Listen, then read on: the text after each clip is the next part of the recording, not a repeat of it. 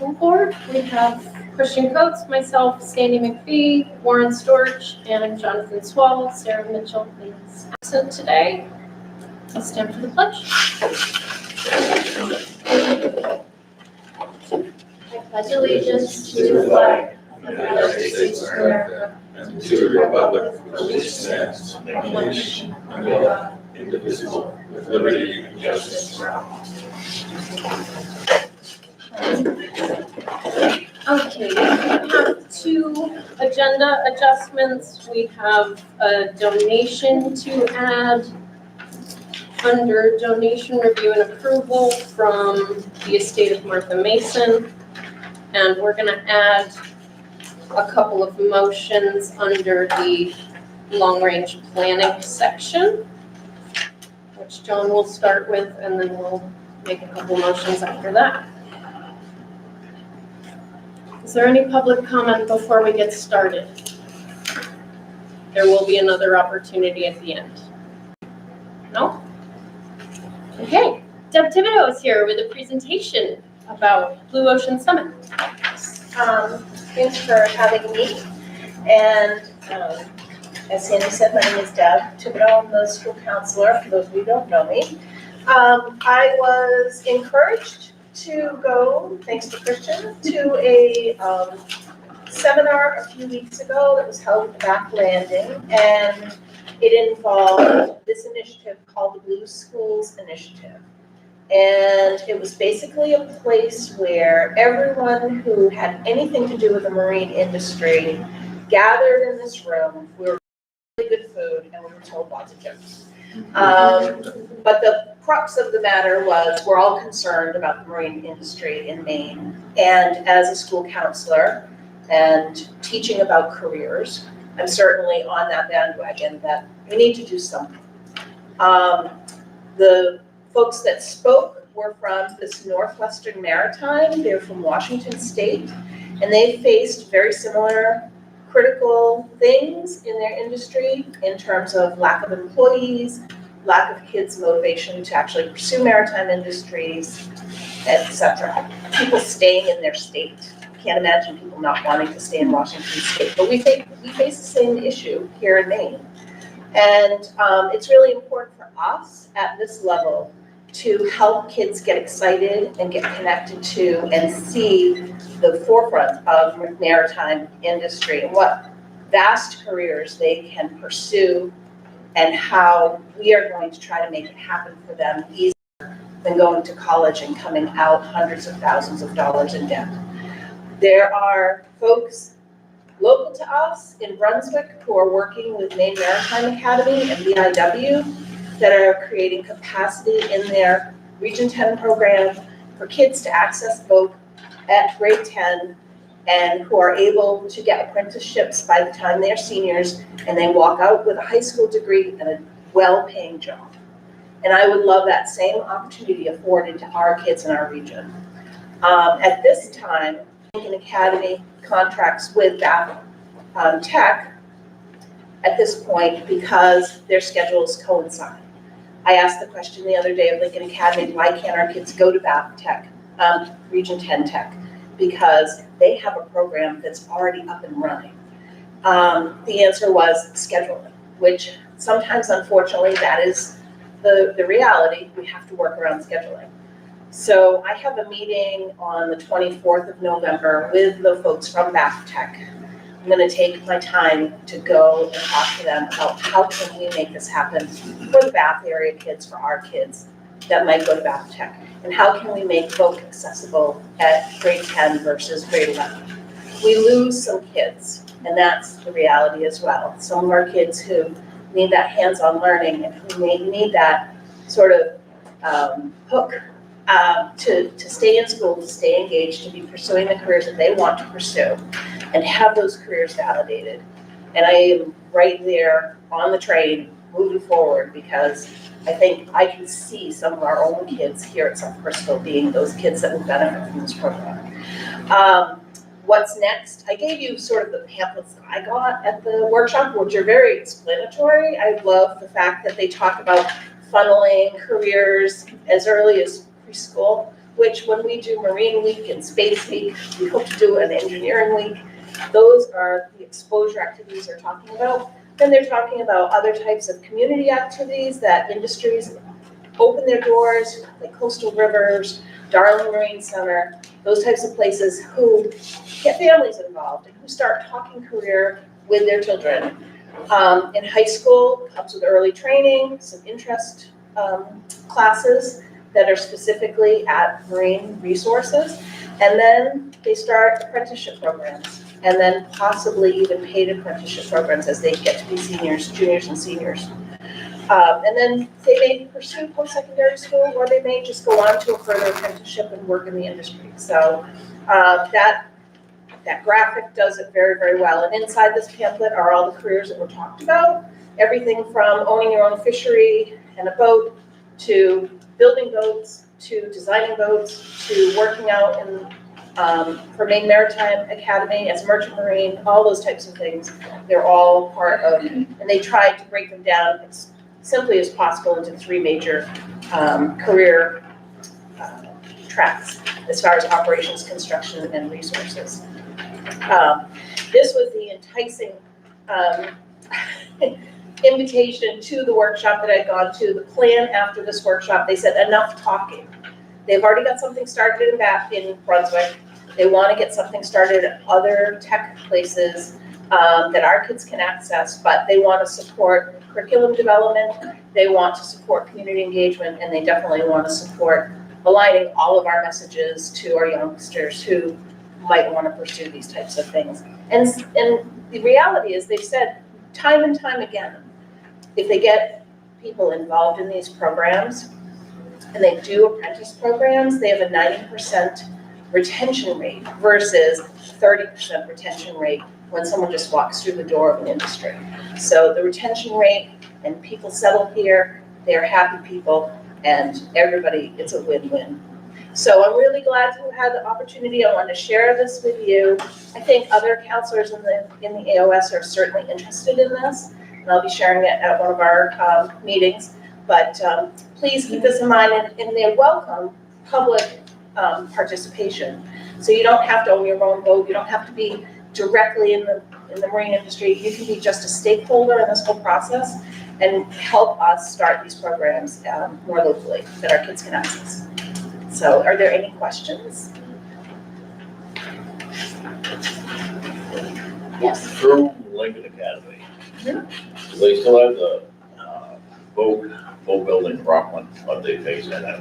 I am not 100% sure. It sounded like they had phased pieces of it out. There are some applied programs that still do some boat work, but I don't know if it's specifically in Rockland. So in the early 2000s, Lincoln Academy had a program, 11th and 12th graders would do half a day, and we ran, I think, 6 or 7 through our shop. And out of those 6 or 7, there's probably 4 that are still in the industry. I don't know what happened to that program. Yeah. But we're still open. Yeah. We would do it again if there's interest. Awesome. Well, I think I'm going to revisit some conversation that I started with Hillary Peterson, because she seemed really interested in this and just seemed kind of stuck. And I don't want to put words in her mouth, and please don't publish that in the paper. Quote her or anything. I just got a sense that, like, I want to do more. That was her sentiment, was we want to make sure the needs of all of our students are met. Yeah, there's a lot of options for kids out there. Yeah. Just gotta go find them. Right. And they are doing an amazing job doing some applied learning out in the community and working with kids and finding them paid positions, actually. It's really, really lovely. And that's something that's developed since I started here at Southern Bristol. Well, thanks for going, Deb. So, Yeah, no, thank you. it's my pleasure to be there and represent us, and I plan to stay involved there. They say there's enough of these meetings where we're sitting around eating good food and just talking. They want to put this into action, and so I told them that I want to be a part of the moving forward piece. So I'll keep you updated. Great, thank you so much. Thank you. Secretary's report. I'll make a motion to approve the minutes for the joint Bristol and South Bristol workshop on September 23rd, 2025. I'll second. Thank you, Christian. Any questions, comments, concerns on those minutes?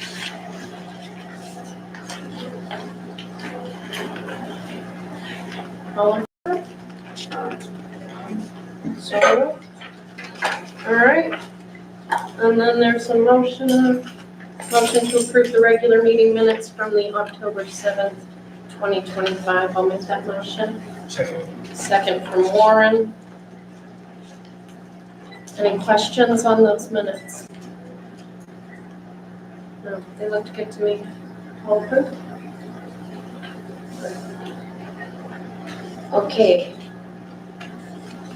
Chair's report. The next regular meeting of the South Bristol School Board will be December 2nd here at South Bristol at 5:30. The next regular meeting of the AOS Board is scheduled for November 12th, 2025 at Central Office. That one's at 6 p.m. All right. Finance report. The 2023 audit was sent to all board members, and I'm supposed to just remind you that it's available and ask if anybody had any questions to follow up on that. Okay. All right, Peter, 2026 update. So 2026, Laurie and I had a chance to do a pretty deep dive, which we don't get every month, but we had the opportunity this month to really scrutinize the lines in the budget. And I also did some preliminary work checking encumbrances to make sure that the salary and wage encumbrances throughout were accurate, because we've had some issues with that since moving to our new payroll system after fund. And what we're reporting here, and there's a few lines that aren't being, where payroll isn't encumbered, I'll mention those here, but everything that is reported is looking accurate, which is the most important thing.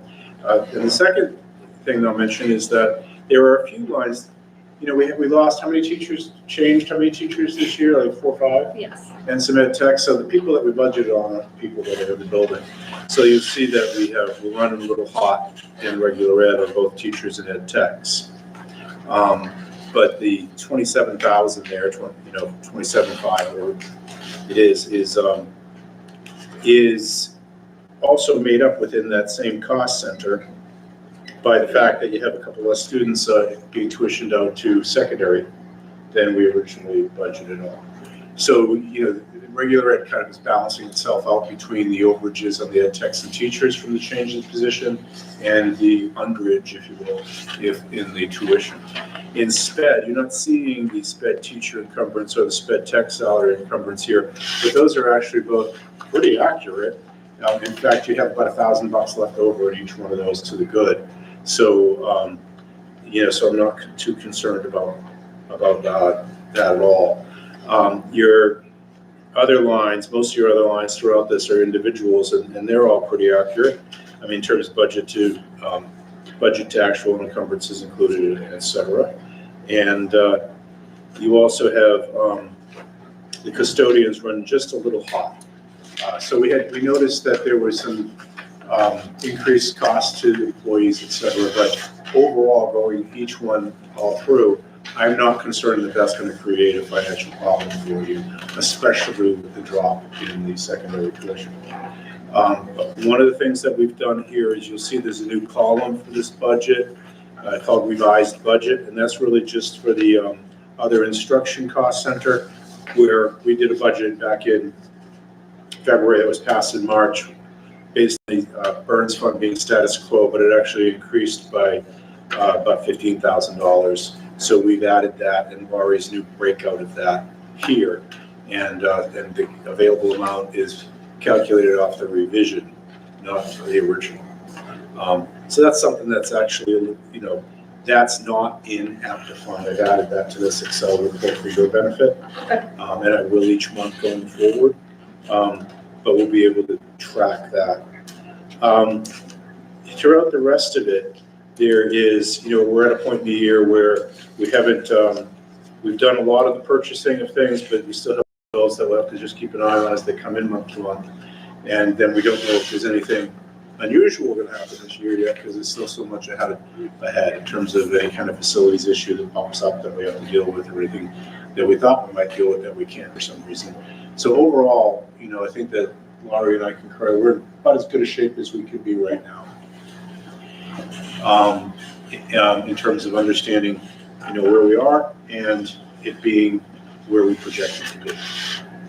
We've also begun to look at next year and to do preliminary work on the budget. And the big things we look at, the big that are sort of all over the place are that are the most dynamic lines, or what is that secondary tuition number, because that can, kind of push you in either direction. And it appears, the number I had as we headed into this year's budget, so going back to February, was the last time I was able to update that number for what you're looking at in this budget, was 36 students. And what we're reporting on now is that we have 34 right now. And the numbers that I'm seeing, for next year would indicate that you might actually be going down a few, down to 31, because you have pretty much the same, you're really half a student different between your 12th graders and your 8th graders, but you have had some kids that didn't successfully pass through your secondary and drop out, and that's pushing your numbers down a bit. Now, these numbers are tracked by the superintendent's office. Todd and I have had some conversations about that. It's a hard thing at this early in the game to know exactly where you're going to be. We've just submitted enrollment counts to the state. They're getting double checked right now, and we have a lot of movement throughout the year. And we'll keep dialing that number in between now and February. But what I see for right now is that you might be able to save $65,000 on your budget in secondary costs going down. Okay? Now, that the teachers are going to go up somewhere in the order of 5% with the step and the wage increase, and that is going to give you about that would give you $25,000 increase, but we're going to be 15 more than that because of the ones that we've just changed. So you're looking at about a $40,000 increase in your teachers, and then some number in the order of $25,000 increase in support staff. So you're looking at 65, which means that those two big numbers might just balance each other out, which would be great news. And then, I know Laurie's doing a lot of level budgeting for the supply lines and things like that. So if all things hold together throughout this process, and as the whole process is just beginning, I would say at this early stage, from what I see, you have a chance at having just a very modest increase next year, except for the fact that when you shift into this new model of system administration, assuming that all goes through, I don't have those formulas yet that are actually going to be decided, and that there's no budget for that system administration yet. So that would be, I think that if there's an increase there, that would be essentially the bulk of an increase that you'll be experiencing over, say, a 2.5%, 3% increase. So which may mean it's a good year, to kind of take on that, because it's not a year that you're seeing your secondary to go up by 10 students or anything like that. So that's the preliminary forecast. What I'd like to, I know it's been some email circulating today, but the sooner that we can schedule a budget development workshop, the better. So I saw a couple of dates floated out there. I saw a lot of either one works for me. I know you're not resolved on what date that is, as far as I know yet. Not yet. But when you are, Laurie and I have already done a lot of the work on both the HR plan and on her lines, and secondary coming from the superintendent. We'll be ready. So if you were able to go for the earlier date, I would encourage that, because we can be ready and we can dial this in pretty quickly. The work on the ESC budget, I don't know how and when that is going to be scheduled until all the other steps are kind of resolved. So, but that's only a couple lines, so we can do the rest of the budget at any time and add that in later. Okay. And of course, you won't get your 8279 subsidy number till the last couple days of January. So there'll be different pieces of data that arrive over the next couple of months. But I'm confident we can meet any schedule, to kind of do all that as the information comes available. Can we take a moment to look at that budget workshop date with you and your calendar? Do you have your calendar? So we were looking at the 21st or the 6th, and Peter's suggesting we should try to get in on that 21st. I would prefer to meet in the 9 to 12 range instead of the 1 to 4 range.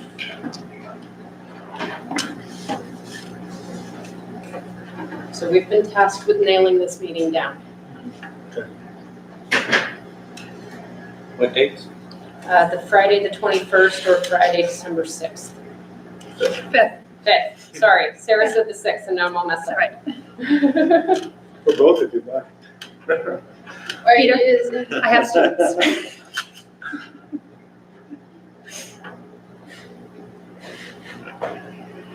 But I am good for either.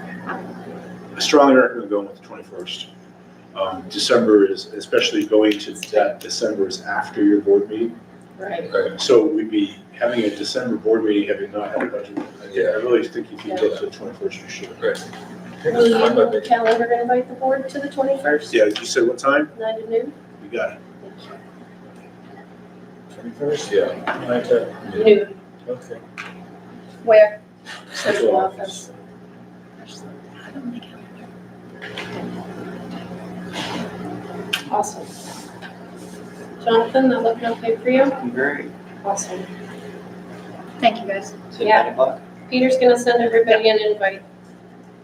All right, principals report. Yes, we've had a busy month. I feel like everyone's busy. He's doing it. I got it. Already done.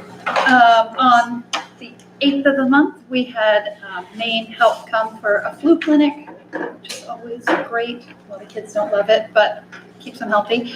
Our morning meeting, which is the whole community, we've been doing some Math for Me games, which really just helping kids see math in our regular world all the time, no matter what it is.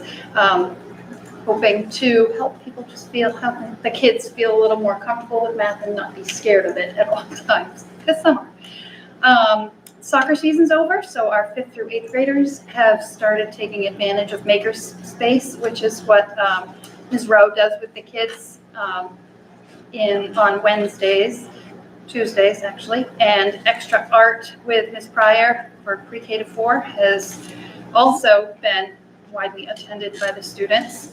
And our phys ed classes, 5th through 8th grade, went to Cider Hill in Waldboro to play disc golf for PE. Some were quite reluctant, especially in the middle school and the 7th and 8th grade, and they actually loved it, which we knew they would. And our teachers had conferences the October 20th through the 30th, and we had about 80% participation with the pre-K through 4th grade, and about 60% in the middle school, which is common, unfortunately.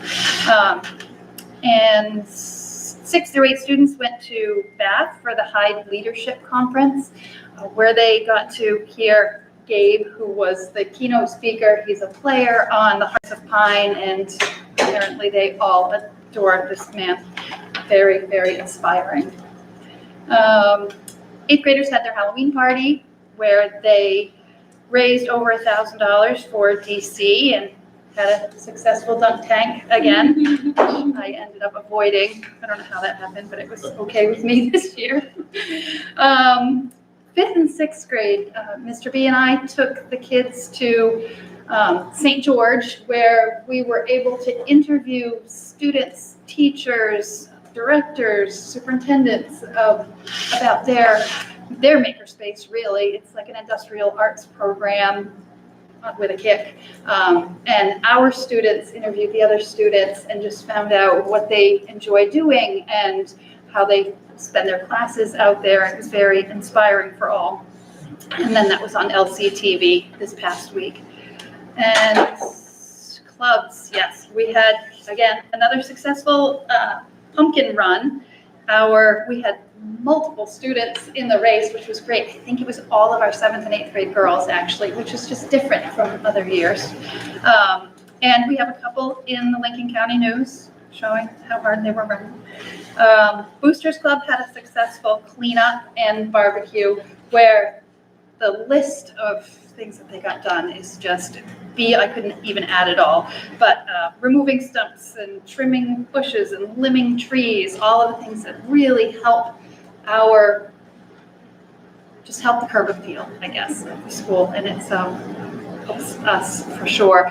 One of the really important things they got done is they got the kickboard up, which is what our artisan residence project was last week, where kids painted their affirmations on the soccer kickboard. We're hoping to move it to the other side so that it can be more well seen by everyone.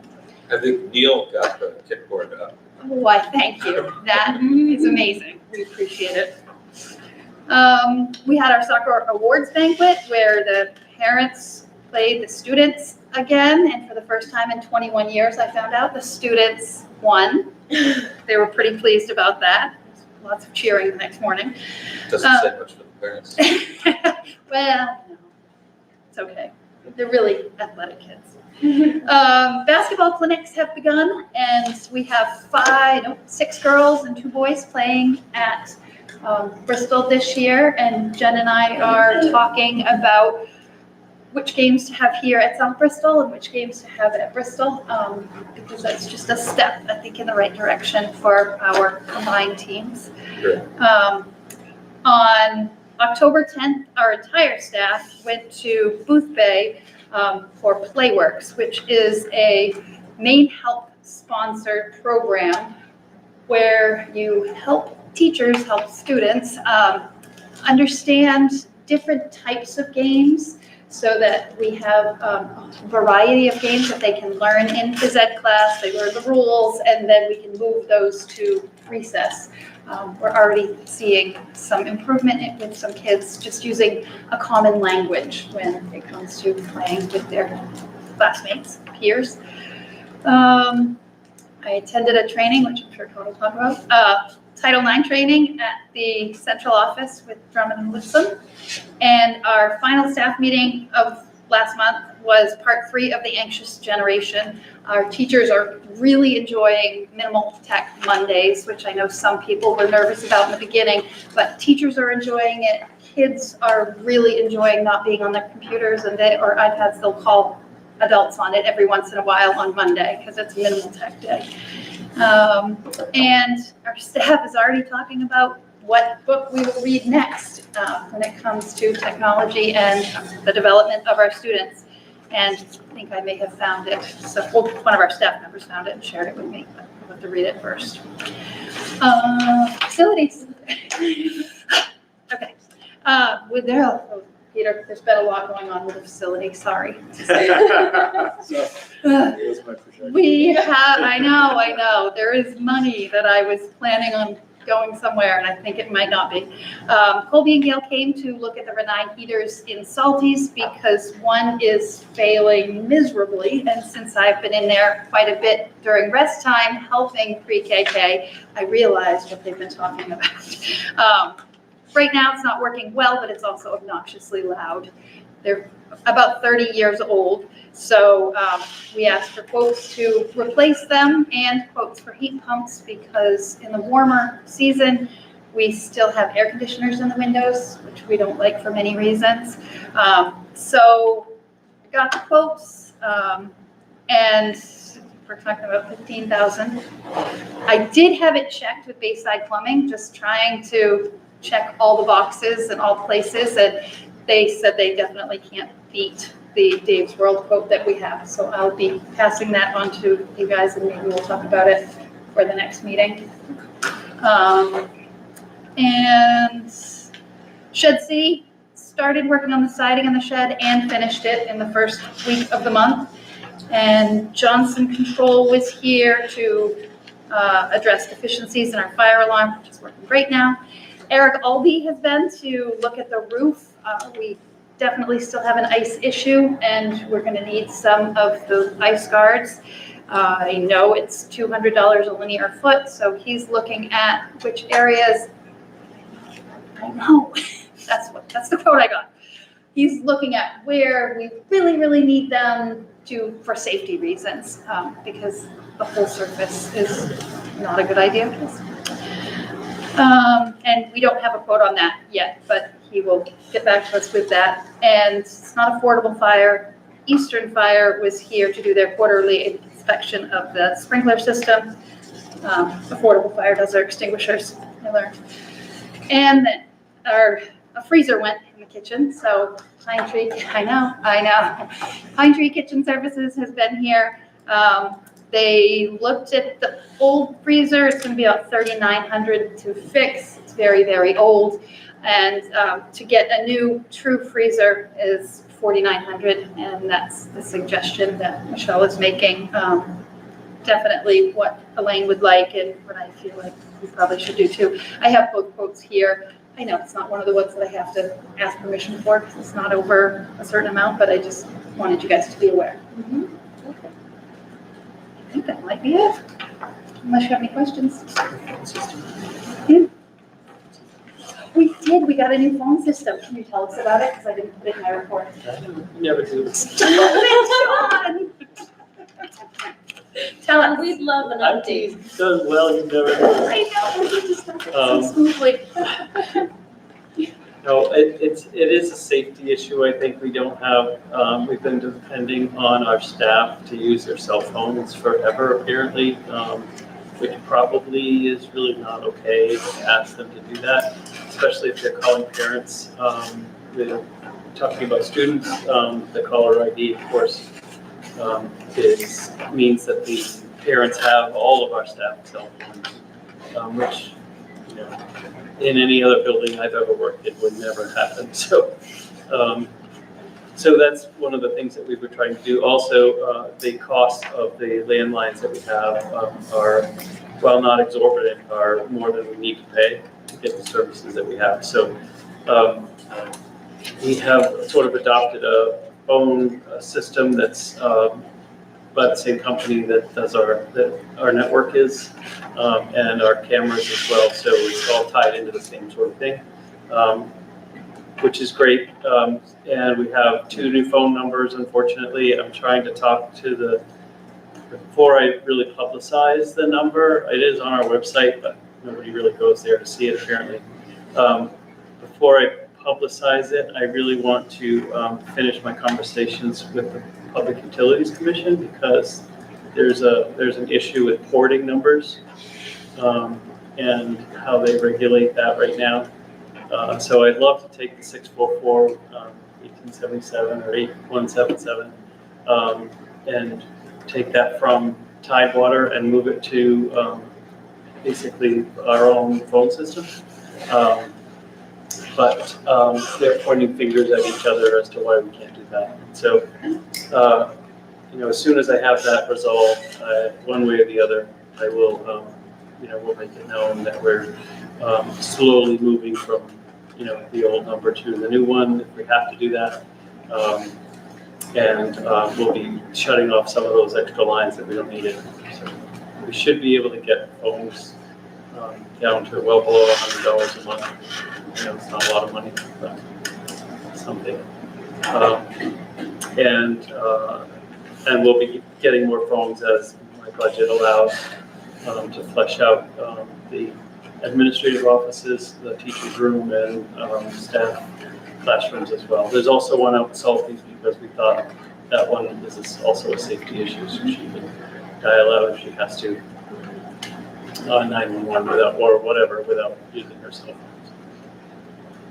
Great, thank you. Thank you, Sean.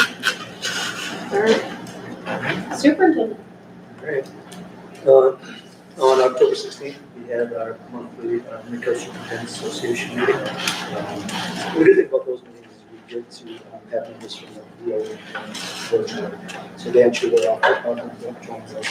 And so does Kevin King from the So that's good. Talked a little bit about professional development, talked about the opportunities that may present themselves to do more collaborative PD down the road. So that everyone, to some degree, is struggling a little bit with PD, especially in smaller schools, as we are. So they are we're talking about doing something as a collaborative group and focusing on the content, those teachers that teach at the content level, which would be more your secondary teachers, and grade level spans, which would be your pre-K to 8 buildings primarily. So we're talking about doing that. We did talk about West Kitchener, and we mentioned it before, and I would say the staff, I'm looking to Lord or no, actually, I would say staff found it to be very engaging, very worthwhile, which was good because there was some hemming and hawing about going with ridiculous, which we tried to all we can at the scene. But the feedback from across all the districts was positive, so that's what we're exploring for down the road, and that would be simply to continue regardless of what configuration, be it an ESC or an AOS, still be represented, so we still be available to staff down here. Let's see, the 18th has been working hard.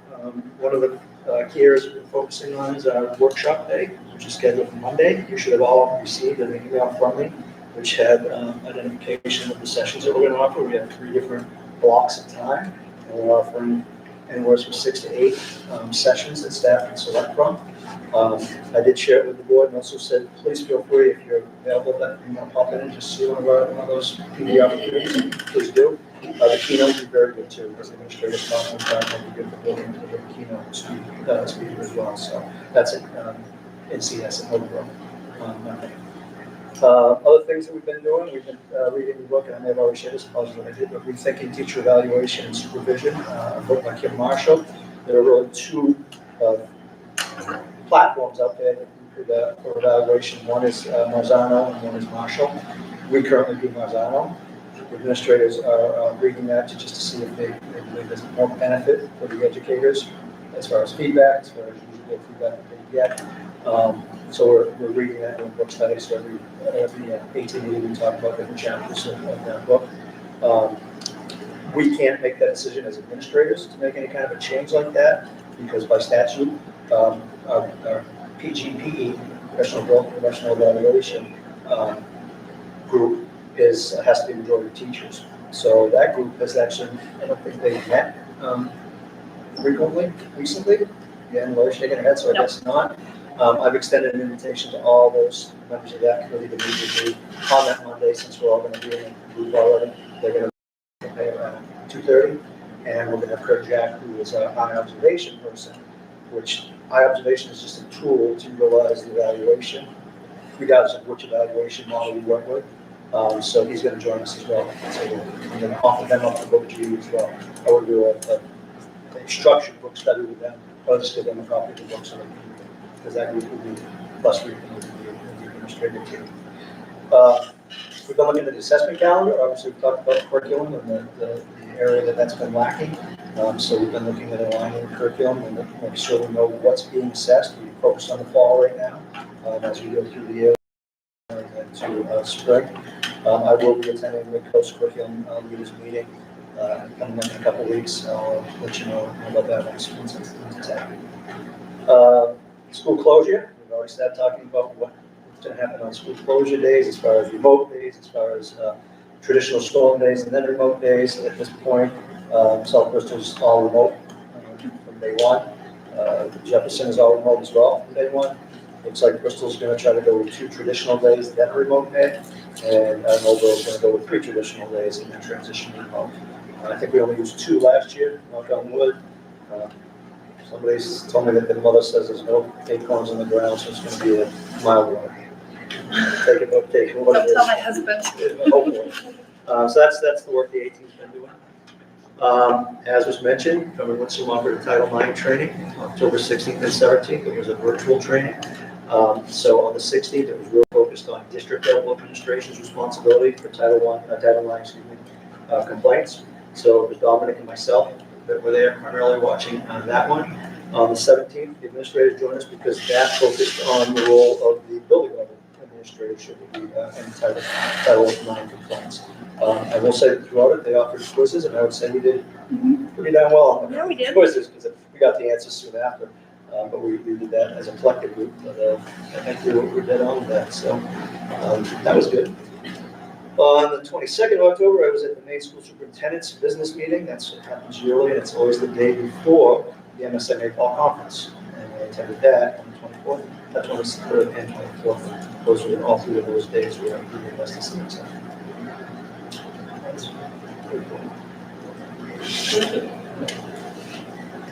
All right, donation review and approval. The school has received a donation from the estate of Martha Mason to the amount of $29,831.10. I'll make a motion to approve or accept that donation. Second. Christian's gonna second it. Is there discussion? Is there more information? Todd has a No, letter. I signed a letter and notarized, one of the ladies that works in central, well, actually, three of them work in the central office and notaries. One happened, I was not there, so I did sign that. I shared with Sarah, the signed version. I have the note, the stamped one, you can't see the stamp on the scan that I sent to her, but we're gonna keep that in central office. And, you know, it's in essence, as I always said, we'll accept the money. What the board's doing is just giving us the authority, or giving the school the authority to now. Do we know who Martha Mason is? Sure. Yes. Do you want to lens? The last house on Rutherford Island, and maybe one of the first houses to be built. Long-standing, Long-standing community member. and just a lovely woman, read the New York Times. So, She is loves the arts and theater, and so we're trying to figure out, the best way to use these funds to honor. Great. yeah, she was really a lovely person. Sandy, what's the second? It's the White House all the way out on the spit. Is it white? It's, You can kind of see the thread at the back. Yeah. and another place on Ridge Road too. Ridge Road? I don't know. Yeah, near the town hall, across from the town hall, lovely, pretty farm. Yeah. They bought the land from the Indians. It's kind of before our time, but yeah. All right, Sorry. all in favor? All right, communications recommendations. I guess we could put phones there, but none. Old business, none. New business, none. Policy. We have some policies that are coming to us from Todd in the form of samples. They are not first reads. Todd and I scheduled a meeting to draft our first reads on November 24th. So please review the samples and send me any suggestions, comments, changes, edits before that meeting. And then Todd and I will bring you back a first read next month. I'm giving you one that John, Want one more? Yep. we did it, Jefferson Village School. The temperature one just says Jefferson Village School on it, because that's the one that John wanted me to press some language on. Okay, so no motion here, just take a glance at these samples and let me know if you have any. Now, Lori, we talked about camera. No, we talked about phones. Cell phones. Yeah. That's one of them. Yeah. One of the schools talked about also a policy around camera use, security camera use. We have some, if you would like. I I've don't got know if it's policy or guidelines, but I know that I've read a lot. So your meeting, sorry, I want to make sure I get it for the notes. 24th, and board members should get suggestions to you before that. Before the meeting on the 24th, yes, that would be amazing. First, we did get And feedback, we'll yeah. still bring a first read So you'll next still be month. able to get feedback.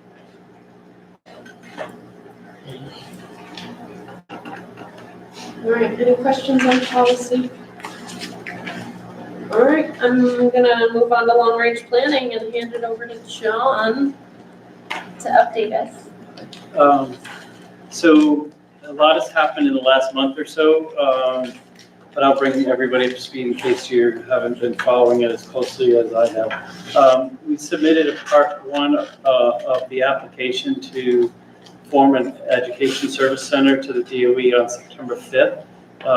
And a few weeks later, we were approved. Basically, it's a notification to tell the DOE that we're working on this.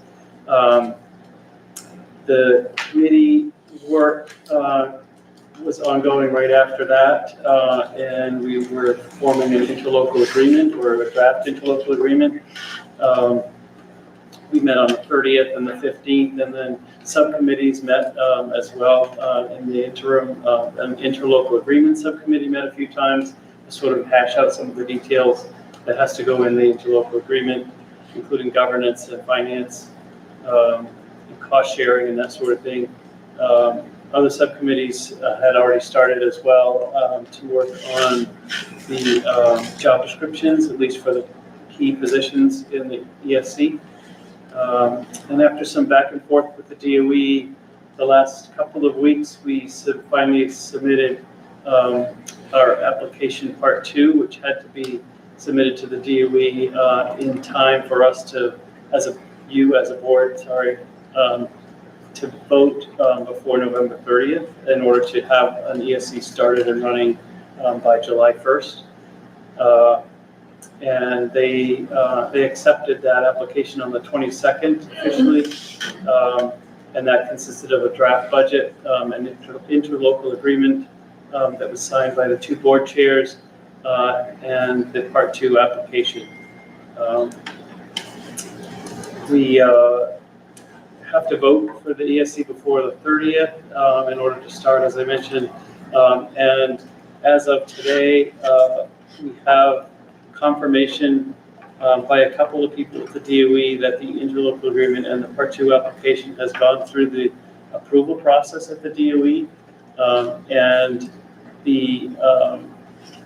we were expecting the commissioner's signature today, although I don't see it, but I was assured from the person there that manages the application process that the email that she sent me this morning at 9 said that we are all set to go forward with our meetings this week, and it's just a formality to get the official letter from the commissioner, so which she's working on. All right. So that's what I have. Do you have questions that I forgot or left out? There's all the updates from what I've mentioned are on our websites for everybody to see. I'm probably putting too much information up there, but we're just so excited to get info from the DOE that I'm just posting everything they send me. It's a great page, so full of wealth of information, so. Okay, well, I think we as well are prepared to make those motions. Yeah. Okay, these are long, so pay attention. I move that we notify the AOS 93 board of our intent to withdraw from AOS 93 on or before June 30th, 2026, in accordance with the withdrawal process outlined in the AOS 93 interlocal agreement, section 15, and that we form a withdrawal subcommittee empowered to negotiate with the AOS 93 board to finalize the withdrawal plan. This vote is rescinded if Bristol Public School Board does not also approve withdrawing from AOS 93 before November 30th, 2025. They meet Thursday night. So we'll see what Bristol does Thursday. I'm gonna make a second. Second. Any discussion? Questions? Comments? All in favor? All right. Okay. So I will also move that the South Bristol Public Schools, having received approval from the Commissioner of Education, hereby approves the proposed interlocal agreement for the formation and joining as a founding member with Bristol Public Schools of the Johns Bay Coastal Alliance. The South Bristol Public School Board commits to the terms outlined in the JBCA interlocal agreement. This vote is also rescinded if the Bristol Public School Board does not also approve joining the JBCA before November 30th, 2025. I'll second that as well. Any questions? Discussion? All in favor? So moved. Thank you very much. That was long process, but a successful one. That is a wonderful motion. Thank you for all of your joint efforts on drafting that. Okay, I have no future board topics on my agenda, so I'm gonna open it to public comment before we adjourn. No, Got nothing. nothing? Okay. Excellent. Without objection, I will adjourn this meeting at 6:20. Yeah. Oh, is that right? I think it